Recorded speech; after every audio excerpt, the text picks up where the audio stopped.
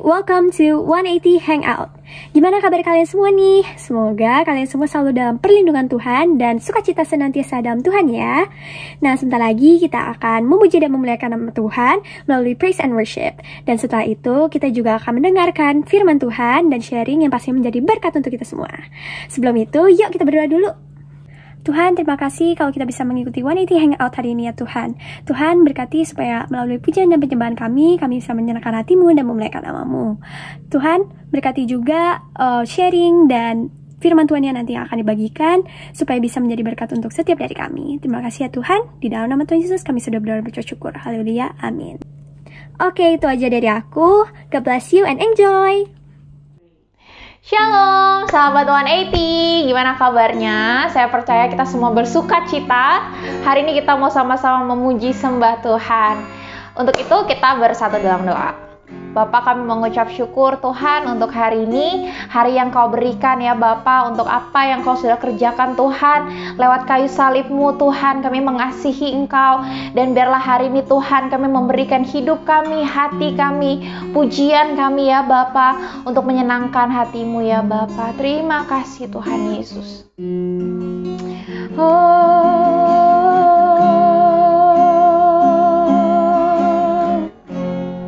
Mari sama-sama kita katakan, buat karya-Mu, buat segala rencana-Mu, ku beri syukur dan pujian bagi-Mu, beri puji, beri syukur.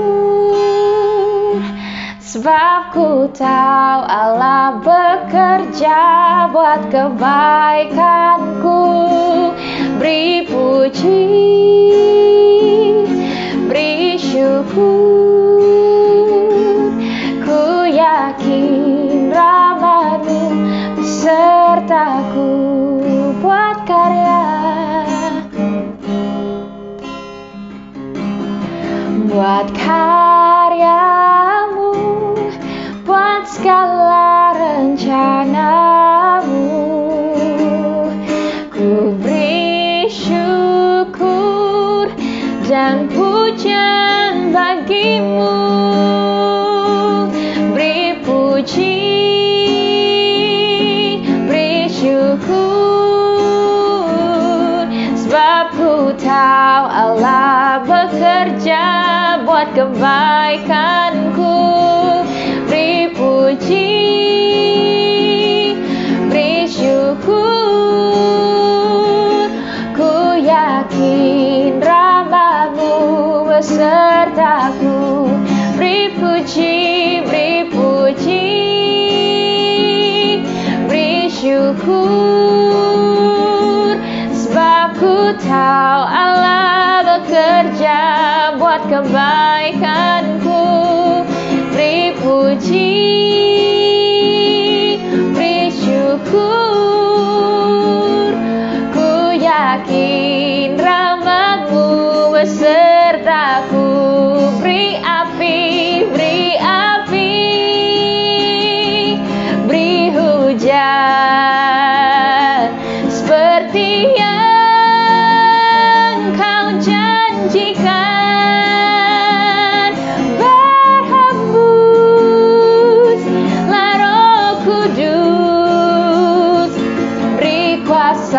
Urapan-Mu sekarang, beri api, beri api, beri hujan seperti yang Kau janjikan. Berhembus Roh Kudus, beri kuasa urapan-Mu sekarang. Lebih lagi katakan, beri api,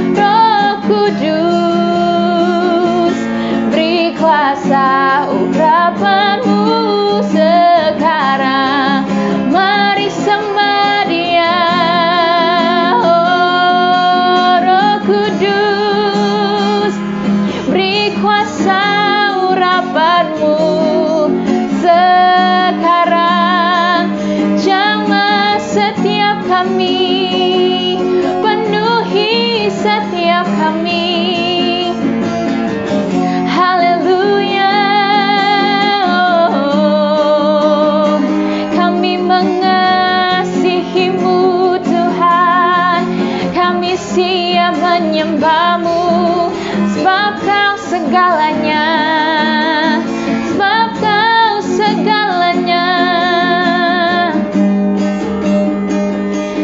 Beri api, beri hujan, seperti yang Kau janjikan. Berhembus Roh Kudus, beri kuasa urapan-Mu sekarang. Beri api, beri api, beri hujan, seperti yang Kau janjikan. Berhembus Roh Kudus, beri kuasa urapan-Mu. Lebih lagi katakan, beri api, beri hujan, seperti yang Kau janjikan. Berhembus Roh Kudus, beri kuasa urapan-Mu sekarang. Berhembus Roh Kudus, beri kuasa urapan-Mu sekarang. Beri kemuliaan bagi Tuhan kita. Haleluya.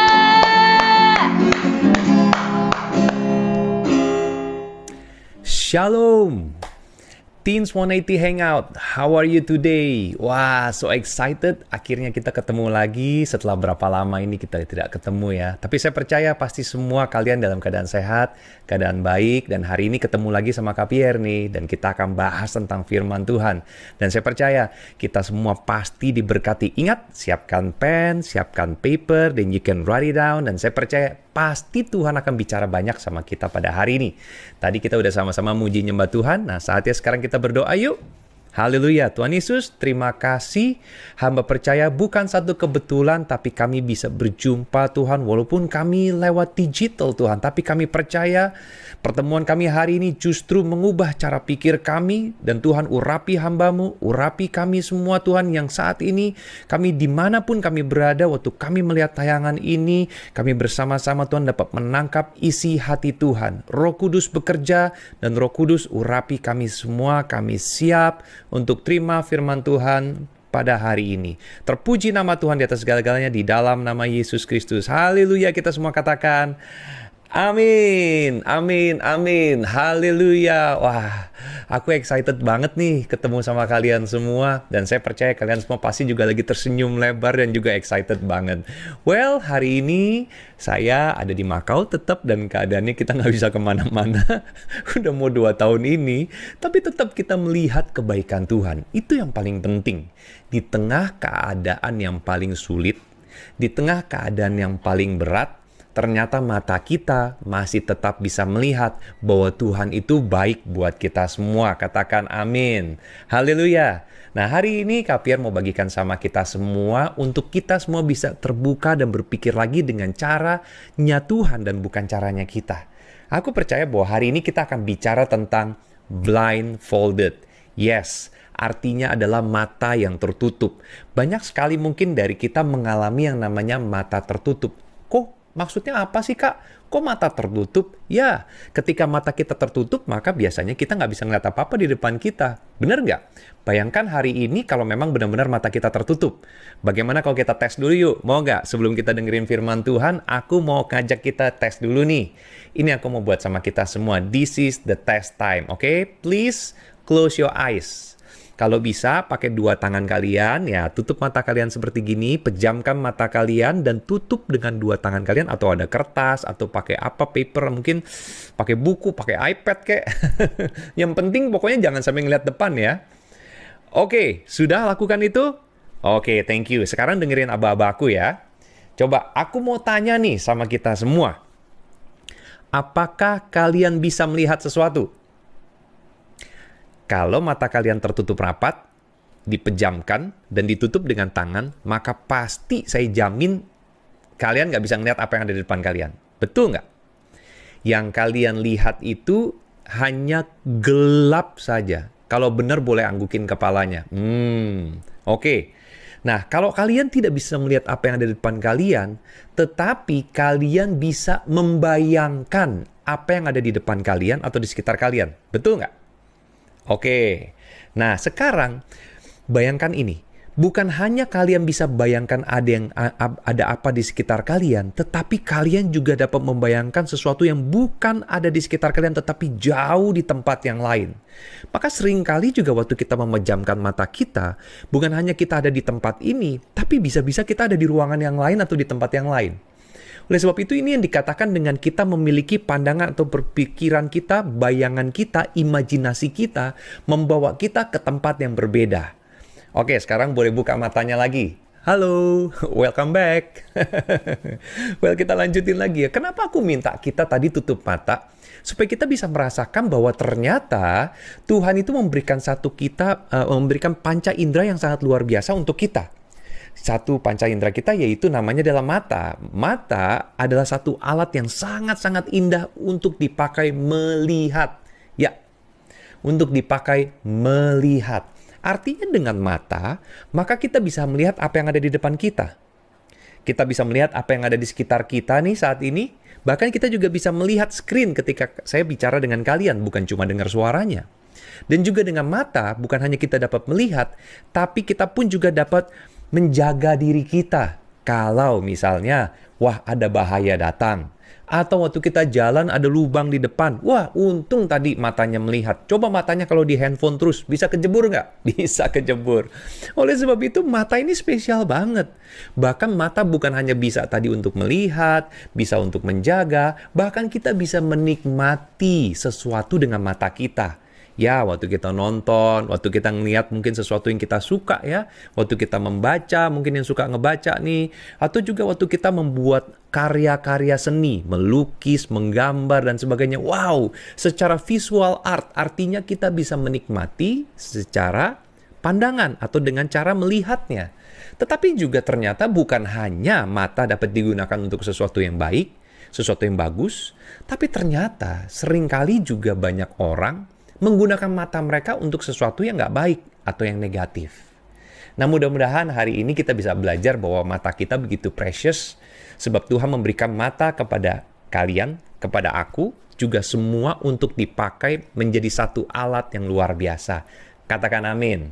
Haleluya. Kita lanjutkan ya. Oleh sebab itu firman Tuhan tuh ingetin sama kita kenapa mata itu begitu spesial.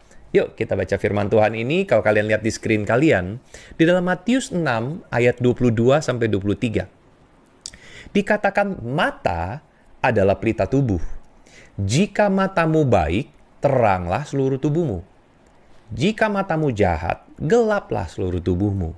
Jadi jika terang yang ada padamu gelap, betapa gelapnya kegelapan itu. Wow! Ayat firman Tuhan ini mengatakan berarti mata bukan hanya digunakan untuk melihat, tetapi juga sebagai pelita. Pelita dari tubuh kita. Dikatakan kalau kita mempunyai mata yang baik, maka tubuh kita menjadi terang. Kebayang nggak hari ini ketika tubuh kita menjadi terang, berarti kita bicara juga tubuh kita menjadi sehat, menjadi baik, menjadi Alkitab yang terbuka, menjadi contoh bagi banyak orang. Itulah tubuh yang terang. Artinya ada begitu banyak nilai value yang luar biasa dari diri kita yang terpancar dan terlihat oleh banyak orang. Tetapi ketika mata kita jahat dikatakan tadi, maka tubuh kita menjadi gelap. Kenapa bisa memiliki mata yang jahat? Apa yang dilakukan oleh mata yang jahat? Oleh sebab itu saya mau bahas kepada kita semua tentang blindfolded. Mungkin banyak dari kita, teman-teman semua nih, menghadapi begitu banyak perkara dalam hidup kita. Ada masalah, ada kesulitan, ada kesusahan, ada orang-orang yang nyebelin. Tapi dengar baik-baik, seringkali mata kita ini seperti orang-orang yang tertutup matanya. Mestinya kita dapat melihat dengan cara kebaikan atau dengan caranya Tuhan. Tapi sebaliknya, justru maka seringkali kejahatan yang timbul. Suatu niat yang jahat, niatan yang tidak baik, bahkan hal-hal yang buruk seringkali akhirnya menjadi satu hal yang menutup mata kita melihat yang baik dan mulai melakukan yang buruk. Di dalam bahasa Ibrani, kata mata biasa disebut dengan ayin. Ya, dalam bahasa Ibrani ayin. Artinya adalah to see, ya, eyes to see, melihat atau mata. Dan dikatakan mata itu adalah the window to the soul. Mata kita adalah jendela kehidupan kita. Kalau tadi dikatakan pelita, maka dikatakan dia jendela. Bukan hanya dia dapat menerangi apa yang ada di depan dan melihat apa yang ada di depan kita, tapi ternyata mata juga dapat membuat kita mempunyai satu jendela. Orang dapat melihat apa yang dalam hidup kita ketika mata kita bisa membawa kita mengatakan hal yang positif. Mata kita membuat kita punya pikiran yang baik, yang bijaksana, yang penuh hikmat. Tentu ketika mata kita ini bisa menjadi jendela kehidupan tentang siapa kita sebenarnya. Orang dapat melihat, wah, point of view kamu kok bisa seperti itu ya? Oh, kok cara kamu memandang kok bisa seperti itu ya? Mungkin teman-teman udah ngalamin ini semua. Kenapa?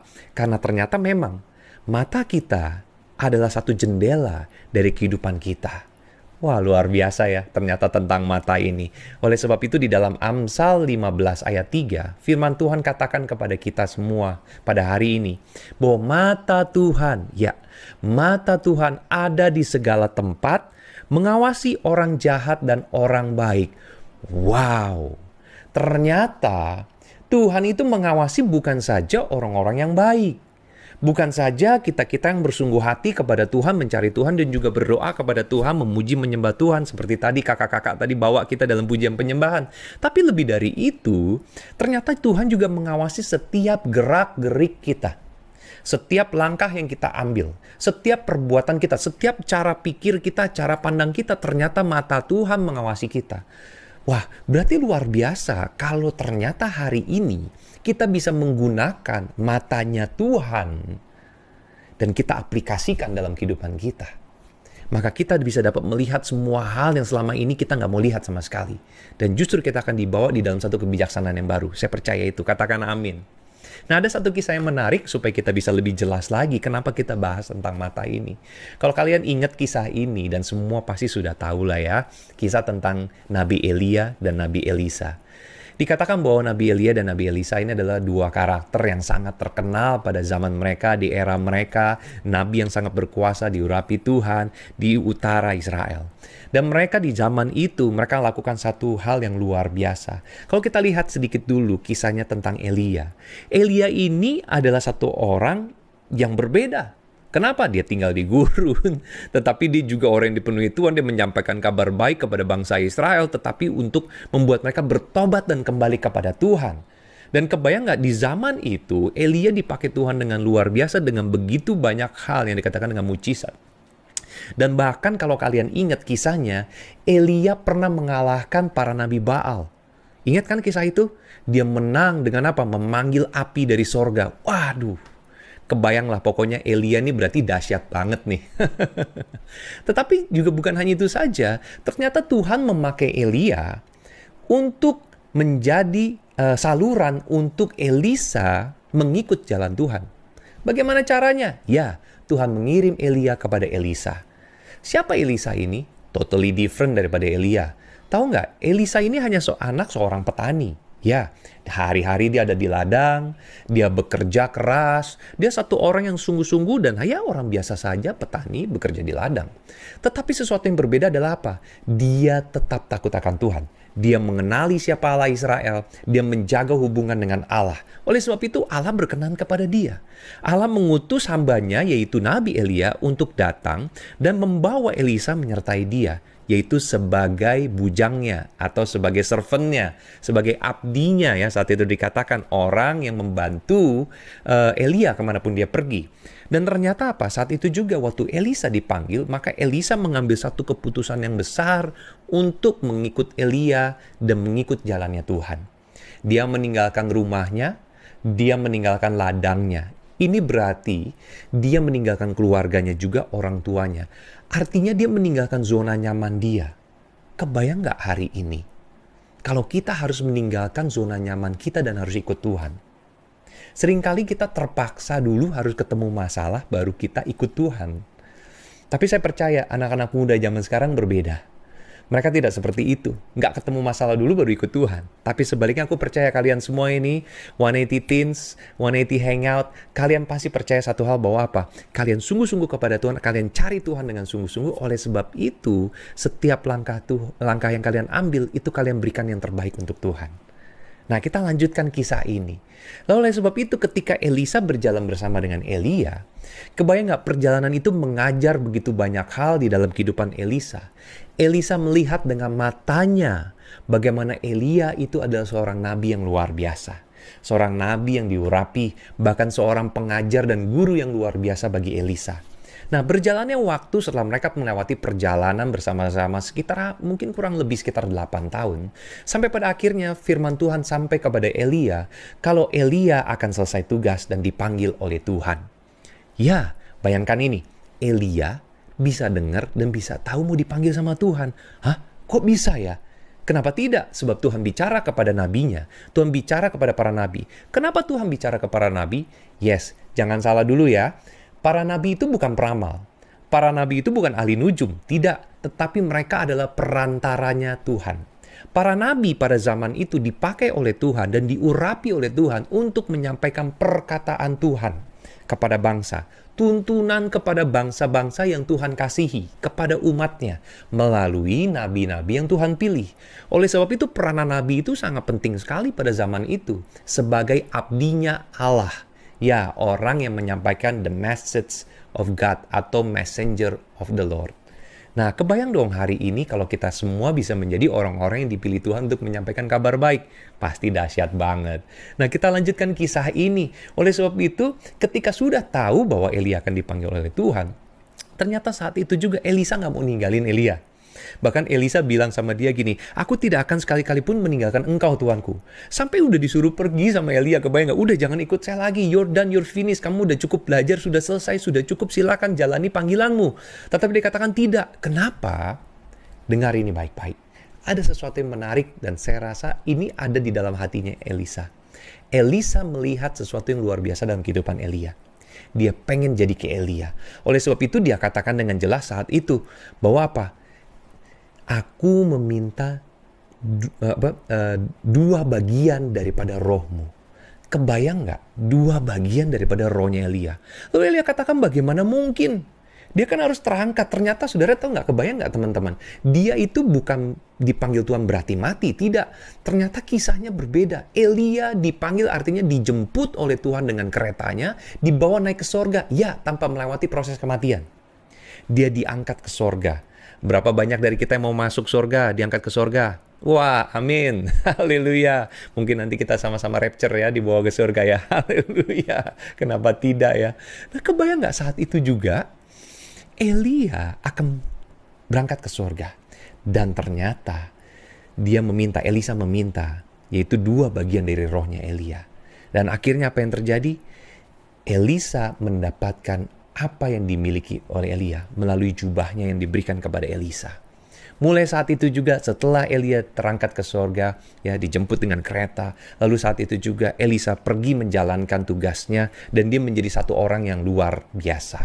Nah, kebayang nggak perjalanannya tidak berhenti di situ, tapi kita melihat dia menjadi satu nabi yang diurapi oleh Tuhan sama seperti Tuhan mengurapi Elia saat itu, tetapi dengan porsi yang berbeda. Nah, perjalanannya menjadi satu yang luar biasa sampai pada saat di dalam 2 Raja-Raja 6. Kalau kalian boleh buka Alkitab kalian sekarang, silakan buka Alkitabnya, 2 Raja-Raja 6. Ya, 2 Raja-Raja 6. Di situ dikatakan di dalam kisah bagaimana bangsa Israel itu berhadapan dengan bangsa Aram. Ya, di sini dalam perikopnya dikatakan tindakan Elisa dalam peperangan melawan Aram. Nah, kita tahu saat itu juga bahwa bangsa Israel sedang dalam satu peperangan yang besar melawan dengan Raja Negeri Aram. Dan Raja Negeri Aram ini senang banget untuk menjebak bangsa Israel. Jadi dia akan coba taruh pasukannya di kanan, di kiri, menjebak gimana caranya untuk menghancurkan bangsa Israel. Dia sangat jahat sekali dalam pikiran dia.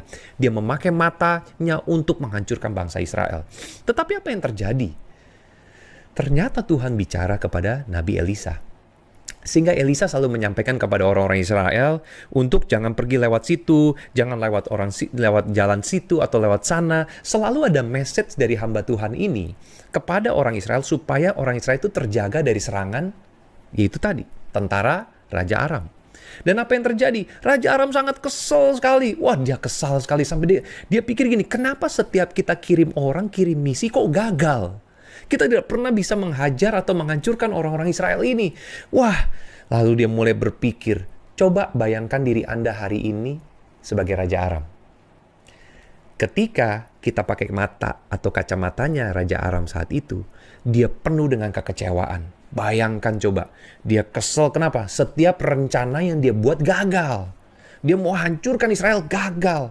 Lalu dia mulai, kebayang nggak? Karena dia sudah memakai kacamata yang buruk, yang jelek, maka tadi dikatakan seperti kita sudah baca di ayat di depan tadi, maka hidupnya pun juga menjadi gelap. Hatinya menjadi gelap. Maka dia mulai punya pikiran-pikiran negatif. Imajinasinya mulai ke kanan ke kiri dan dia membayangkan pasti ini ada mata-mata. Pasti ini ada orang-orangku yang kasih tahu sehingga jadi apa yang terjadi di lapangan itu gagal terus. Akhirnya apa yang dia lakukan? Dia panggil orang-orangnya dia. Dia ngamuk. Dia katakan kepada mereka. Dikatakan seperti gini kata mereka. Katanya dia kepada mereka. Tidakkah dapat kamu memberitahukan kepadaku siapa dari kita yang memihak kepada Raja Israel? Wah. Kerasa nggak di dalam ruangan tuh pasti tegang banget. Semua pasti takut sama Raja Aram ini karena dia udah ngamuk dan dia mungkin raja yang bengis ya, raja yang galak banget. Jadi dengan kacamata dia udah negatif sama semua orang, pikirannya negatif, buruk, pokoknya udah jahat aja, asumsinya udah semua yang negatif.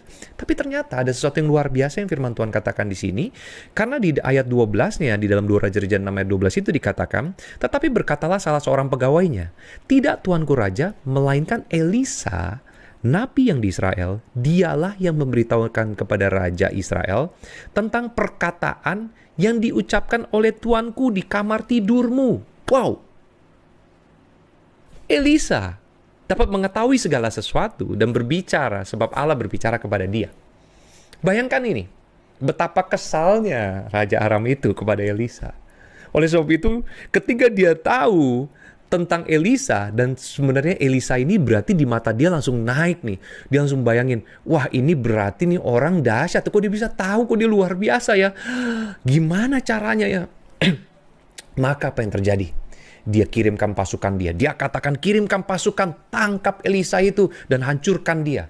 Oleh sebab itu kebayang nggak, di dalam kacamatanya Raja Aram, dia tidak memandang Elisa kecil, tetapi dia menganggap Elisa adalah sebuah ancaman besar untuk dia menggagalkan atau menghancurkan Israel. Oleh sebab itu dia kirim pasukannya beserta pasukan kuda untuk mengepung kota saat itu dan menangkap dan membunuh Elisa. Cukup menegangkan, cukup menakutkan. Ketika pagi hari tiba, ternyata apa yang terjadi? Terjadilah. Apa yang terjadi? Bujangnya Elisa bangun tidur. Bujangnya bangun tidur. Dan ternyata waktu dia keluar, bujang ini mendapatkan di luar kota dia lihat. Begitu banyak pasukan tentara dari Raja Aram sudah mengelilingi kota dan siap untuk menangkap dan menghancurkan kota itu. Kali ini, saya mau ngajak kita coba pakai kacamatanya si hamba ini. Hamba saat itu, seorang hamba itu adalah hanya seorang pesuruh. Hamba dia tidak memiliki status spesial. Hamba dia tidak memiliki keuntungan apa-apa dan dia tidak memiliki derajat apa-apa. Hamba hanya seorang pesuruh yang disuruh ini itu dan hanya mengikuti apa kata tuannya. Tugasnya melayani tuannya dan melakukan apapun yang disuruh oleh tuannya. Dan kebayang nggak hari itu waktu dia keluar, dia melihat pasukan yang begitu banyak, ketakutan menyerang dia sehingga dia panik, dan dengan kacamatanya dia tentu sebagai seorang hamba dia nggak punya kekuatan apa-apa. Oleh sebab itu perkataan yang pertama kali dia ucapkan adalah dia mengatakan celakalah kita. Seorang hamba ini dia memiliki kacamata yang mengatakan bahwa dia nggak akan mampu untuk bisa berperang melawan tentara ini.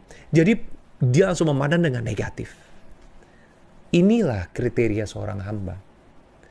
Dia memiliki kerendahan di dalam dia memandang situasi yang ada. Dia tidak punya confidence untuk berperang karena dia tidak punya kemampuan untuk berperang. Oleh sebab itu dia bertanya saat itu juga kepada Elisa, apakah yang akan kita perbuat? Mungkin udah saking gemeteran ngomongnya ya, saking takutnya. Tapi tiba-tiba Elisa, kali ini coba copot pandangan kalian tadi. yaitu dengan kacamatanya hamba, dan kali ini pakai kacamatanya Elisa. Elisa berbeda. Elisa tahu siapa dia. Elisa tahu kenapa Tuhan ada bersama dengan dia. Elisa tahu bahwa Tuhan menyertai dia. Oleh sebab itu juga dia perkatakan saat itu dengan iman dia. Dia katakan, Tuhan biarlah engkau buka mata bujangku ini. Sehingga saat itu juga mata daripada hambanya terbuka. Yang tadinya dia memakai hanya kacamata seorang hamba, tiba-tiba berubah. Matanya dapat melihat sesuatu yang dilihat oleh Elisa. Yaitu ternyata saat itu juga dia melihat pasukan kuda, pasukan tentara kerajaan Allah. Itu begitu banyak, begitu luar biasa mengelilingi area tersebut. Wow, luar biasa, sangat luar biasa. Bahkan dikatakan dalam 2 Raja-Raja 6 ayat 16, jangan takut, sebab lebih banyak yang menyertai kita daripada yang menyertai mereka. Katakan amin, katakan amin.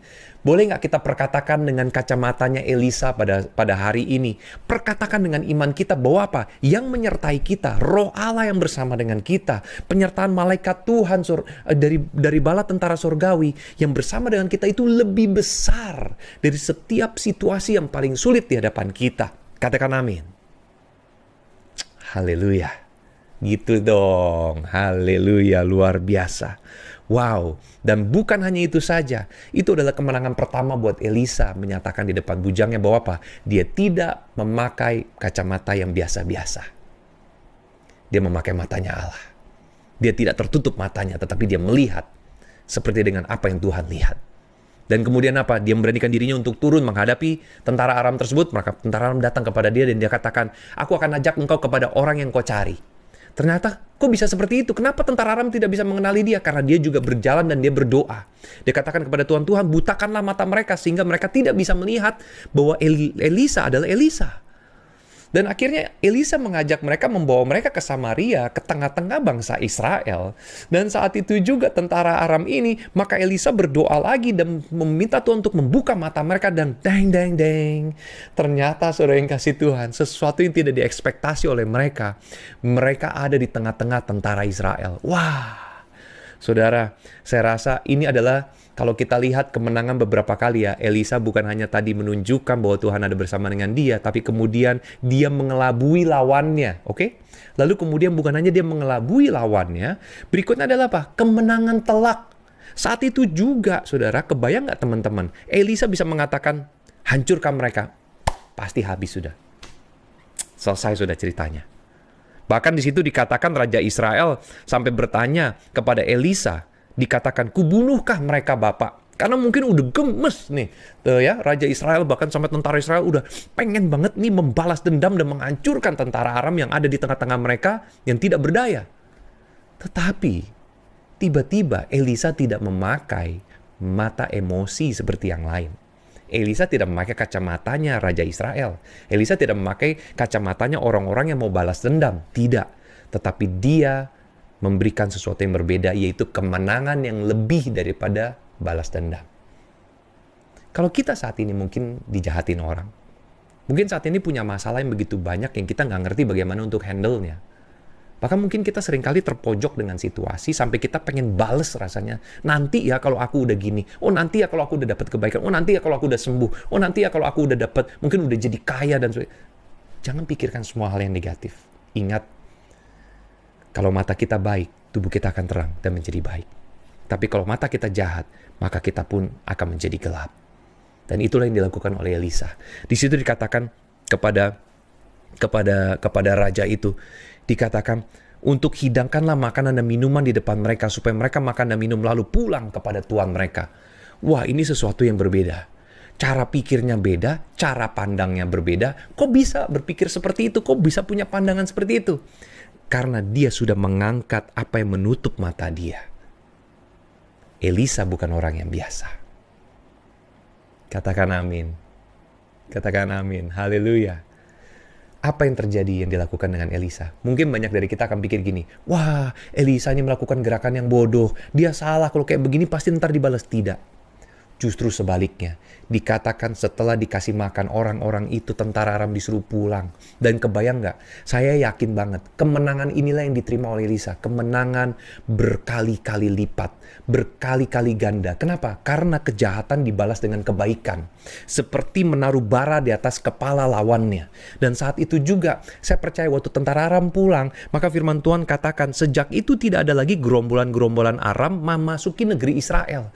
Berarti kemenangan diterima saat itu untuk jangka waktu yang cukup panjang. Dan bukan hanya itu saja. Keluarga-keluarga tentara Aram itu, mungkin orang tuanya akan cerita, dulu kami disisakan nyawa kami yang seharusnya kami mati, tapi Elisa ada di situ. Dan justru kami diberi makan dan diberi kehidupan. Wah, dan pasti itu mengakibatkan banyak orang menjadi percaya bahwa Israel luar biasa, Elisa luar biasa. Pasti Allahnya sangat luar biasa. Katakan amin. Haleluya. Haleluya. Oleh sebab itu, apa yang Elisa pakai itu sesuatu yang berbeda. Firman Tuhan katakan di dalam 1 Samuel 16 ayat 7b, kita baca sama-sama ya di screen. Kalian bisa dilihat, bukan yang dilihat manusia yang dilihat Allah. Manusia melihat apa yang di depan mata, tetapi Tuhan melihat hati. Hari ini ketika tubuh kita terang, hati kita pun menjadi terang. Bawaannya jadi kalem, jadi tenang, dan kita mampu menghadapi situasi yang paling sulit sekalipun.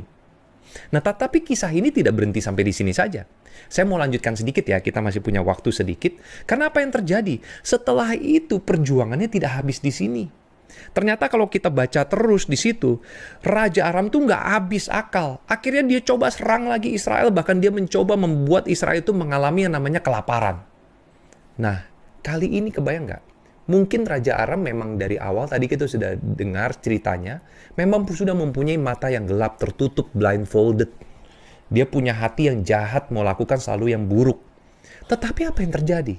Ternyata ada satu orang pribadi yang juga memiliki hal yang masih tertutup, yaitu Raja Israel. Raja Israel ketika dia melihat ada kelaparan, ada kehancuran, yang tadinya melihat kemenangan Tuhan tolong dia, Tuhan bantu dia, lalu dia lupa dengan Tuhan.